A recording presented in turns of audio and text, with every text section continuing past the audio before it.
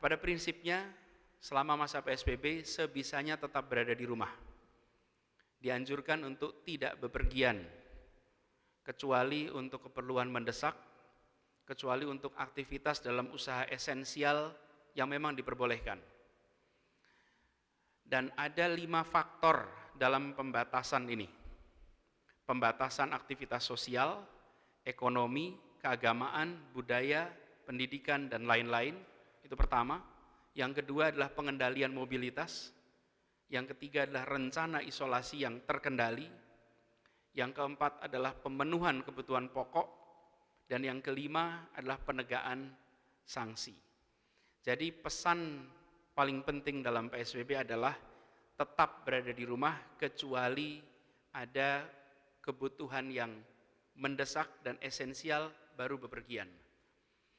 Di dalam fase 14 September ini, selama 2 pekan, ada 11 sektor usaha yang tetap boleh beroperasi dengan menerapkan protokol kesehatan secara ketat dan membatasi kapasitas 50% seperti kemarin. Jadi ke-11 sektor ini adalah sektor kesehatan, bahan pangan dan makanan minuman, itu kedua. Ketiga, sektor energi. Keempat, sektor komunikasi dan teknologi informasi. Kelima adalah sektor keuangan, perbankan, sistem pembayaran dan pasar modal, dan seluruh yang berada dalam sistem keuangan di Indonesia. Keenam adalah sektor logistik. Ketujuh adalah sektor perhotelan. Kedelapan adalah sektor konstruksi. Kesembilan adalah sektor industri strategis. Kesepuluh adalah sektor pelayanan dasar, utilitas publik, dan industri yang ditetapkan sebagai objek vital nasional dan objek tertentu. Serta yang ke-11 adalah sektor yang memfasilitasi kebutuhan sehari-hari. Adapun beberapa kegiatan yang harus ditutup sementara selama 2 pekan ke depan, meneruskan semua institusi pendidikan, sekolah masih tetap tutup. Lalu seluruh kawasan pariwisata, taman rekreasi, semua kegiatan hiburan tutup.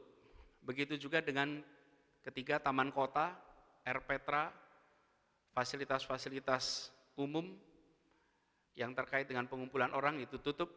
Yang keempat adalah sarana olahraga publik. Olahraga ini dia lakukan secara mandiri di lingkungan masing-masing.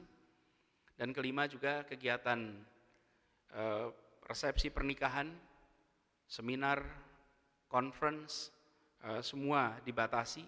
Khusus untuk pernikahan dan pemberkatan perkawinan dapat dilakukan di KUA atau di kantor catatan sipil.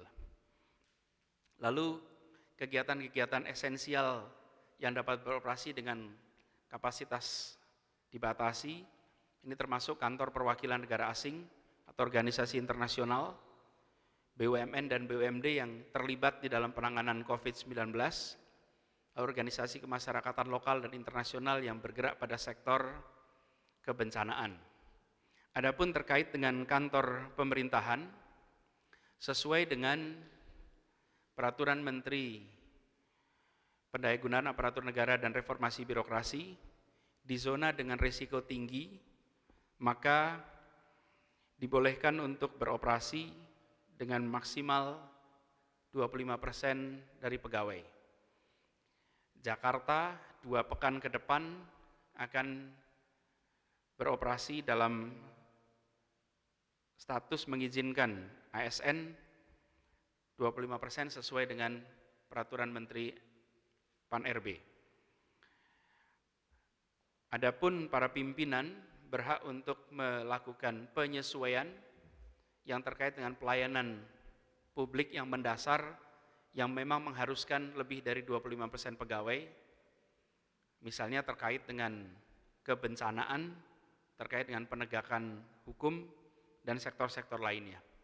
Ada catatan di sini, dalam seluruh aktivitas, bila ditemukan kasus positif pada lokasi kegiatan-kegiatan ini, maka seluruh usaha dan kegiatan di lokasi tersebut harus ditutup paling sedikit 3 hari operasi.